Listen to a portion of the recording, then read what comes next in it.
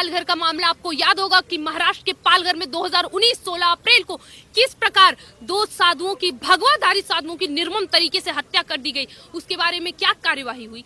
आपको याद होगा कि सुशांत सिंह राजपूत के मामले में क्या केस खुले थे, उसमें क्या कार्यवाही हुई। वीर सावरकर जी पे जब ऐसी टिप्पणियां हो रही थी उस वक्त क्या कार्यवाही। हिंदुत्व के खिलाफ बात उठ रही थी, कांग्रेस वादियों ने पेपर का रंग बदलकर महाराष्ट्र का जो पेपर हुआ करता था सुप्रभात, उसका नाम बदलकर भगवा रंग से हरा कर दिया गया। क्या कार्यवाही हुई? कुछ नहीं। आपने तो सदैव अपने धर्म को छोड़ दिया। फिर किस धर्म के नाम पर आप ये राजनीति कर रहे हैं? आपने तो खुद ही अपने धर्म को छोड़ दिया, उस धर्म को छोड़ दिया जिसकी वजह से पूरा देश शिवसेना को जानता था। महाराष्ट्र में बैठी इस पार्टी को आपने बदनाम किया है, बाला साहब ठाकरे को बदनाम किया है, हाथ में चूड़ी पहना और सिर्फ हिंदुत्व के नाम पे ढगोसलाबाजी कि आज भी हमारी पार्टी हिंदुत्व से अलग नहीं हुई, ये सरासर गलत है। जहां एक तरफा कार्य होना चाहिए, हम हिंदुओं के लिए कार्य होने चाहिए। हर जगह आपको मदरसा दिखेगा, ईदगाह दिखेगा, और तो और मुसलमान अपने कुरान के बारे में बता सकते हैं, अपने धर्म के बारे में बता सकते हैं, लेकिन कोई भी आपको एक तरफा हिंदुत्व के बारे में अगर बात करे तो आप उसको कह देते हैं कि देश खतरे में है। ऐसा नहीं होता है। बाला साहब ठाकरे जी भी हमारे हिंदुत्व के लिए खड़े थे। उन्होंने कभी ये नहीं कहा कि तुम सारे मुसलमानों को काटो, लेकिन हमारे हिंदू धर्म पे, हमारे सनातनी धर्म पे भी कोई आंच नहीं आने दी। गर्दी दिखाई और कह दिया उखाड़ दिया।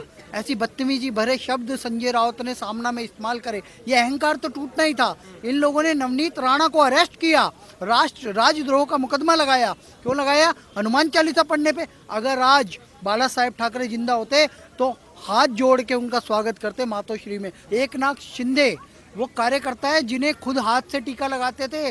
बाला साहेब ठाकरे वो उसकी आंख में खून था, वो तुष्टीकरण बर्दाश्त नहीं कर पा रहा था। विधायक तो एकनाथ शिंदे के पास है, तुम्हारे पास बचा ही क्या? औकात क्या है तुम्हारी? आज औकात दिखा दी उद्धव ठाकरे की। ये कहते थे मैं हिंदुत्व का पैरवी हूँ, तुम सिर्फ मुस्लिम तुष्टीकरण करने वाले धूर्त सेकुलर हो, सोनिया सेना हो, शरद पवार के चेले हो, और तुम्हारे पास एक एजेंट है, उसका नाम है संजय राउत। संजय राउत ने सुपारी ली है शिवसेना को खत्म करने की। नमस्कार, मैं हूं विमल त्यागी और आप देख रहे हैं यूथ मीडिया टीवी। आज चर्चा करेंगे महाराष्ट्र के विषय पर, क्योंकि महाराष्ट्र में जो राजनीतिक उठक पटक चल रही है उस पर चर्चा करेंगे। क्या अब शिवसेना का राजनीतिक का अंतिम समय आ गया? क्योंकि जो हालात इस समय नजर आ रहे हैं कि 40 से ज्यादा विधायक शिवसेना के अब एक पक्ष में एकनाथ शिंदे उनको लेकर गुवाहाटी में मौजूद हैं, यानी कि अब कहीं ना कहीं शिवसेना की सत्ता जाने वाली है। तो इसी मुद्दे पर चर्चा करते हैं, पूछते हैं क्या लगता है अंतिम समय है अब सरकार का शिवसेना का? मतलब देखिए, मैं शुरुआत एक चीज से करना चाहूंगी। हमारे भगवत गीता का एक सार है, धर्मो रक्षति रक्षता, जिसका अर्थ होता है तुम धर्म की रक्षा करो, धर्म तुम्हारा रक्षा करेगा। शिवसेना जो कि बाला साहब ठाकरे की पार्टी थी, उनके द्वारा बनाई गई थी। भले ही बाला साहब ठाकरे जी ने जीवन में कोई चुनाव नहीं लड़ा, लेकिन फिर भी पूरे मुंबई में वो कहीं कुर्सी लगाकर बैठ जाए तो पूरा मुंबई जाम हो जाता था। क्यों? क्योंकि वो केवल एक तरफा काम करते थे, हिंदुओं के लिए काम करते थे, मुसलमान के विरुद्ध नहीं थे, लेकिन हिंदुओं के लिए सदैव खड़े रहते थे। अगर कोई आतंकवादी ये धमकी दे कि तुम्हारा केदारनाथ बद्रीनाथ यात्रा हम बंद करेंगे, और अगर फिर भी कोई आया तो उसका अंजाम बहुत बुरा होगा, और इसका जवाब हमारे बाला साहब ठाकरे जी ने इस प्रकार दिया था कि तुम्हारे मक्का मदीना के लिए एयरपोर्ट यहीं से आएंगे और मैं भी देखूंगा कि कितने यात्री वहां पहुंच जाते हैं। ये थे हमारे देश के हिंदुत्व, जिनके नाम से इस पार्टी को जाना जाता था। लेकिन आज हमें बहुत ही दुख के साथ ये कहना पड़ रहा है कि ये शिवसेना वो शिवसेना नहीं रही जो कि बाला साहब ठाकरे की हुआ करती थी। ये शिवसेना सत्ता की लालच में आकर इसने अपने धर्म को छोड़ दिया, इसने अपने धर्म को छोड़ा, धर्म ने इनका साथ छोड़ा।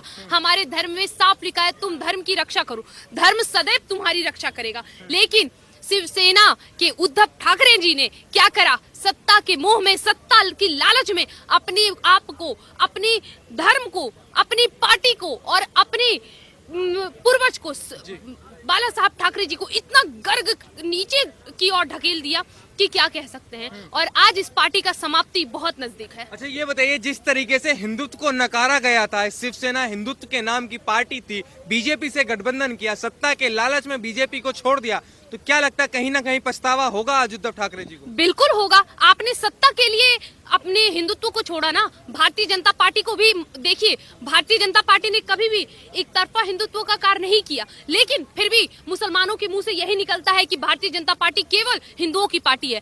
और आप आपका संगठन ऐसी पार्टी के साथ था, आपका गठबंधन ऐसी पार्टी के साथ था, लेकिन आपने सत्ता के लोभ में आकर भारतीय जनता पार्टी का दामन छोड़ दिया, अपने धर्म का दामन छोड़ दिया, तो आज कौन भुगतेगा सर? आज आपको पछतावा तो होगा। लेकिन कहते हैं कि अगर सुबह का भूला शाम को घर आए तो आप उसे भूला नहीं कहेंगे। अगर फिर भी उनके सारे कार्यों को माफ किया जा सकता है, और आपने अगर शिवसेना को अपने साथ सिर्फ सत्ता के लालच में आकर चलाना चाहेंगे तो ये अब नहीं होगा। अच्छा, उद्धव जी तो कह रहे हैं कि हमारे पास आइए, बातचीत करिए। अगर कोई मुख्यमंत्री पर बनना चाहता है, कोई चाहता है कि हमारा मुख्यमंत्री का कार्यकाल अच्छा नहीं रहा, तो हम शिवसेना सीएम पद छोड़ने के लिए तैयार है, लेकिन आगे बात करनी होगी हमसे। जी, अब मेरे ख्याल से इसमें कोई बात नहीं होनी चाहिए, अब बात होगी ही नहीं, क्योंकि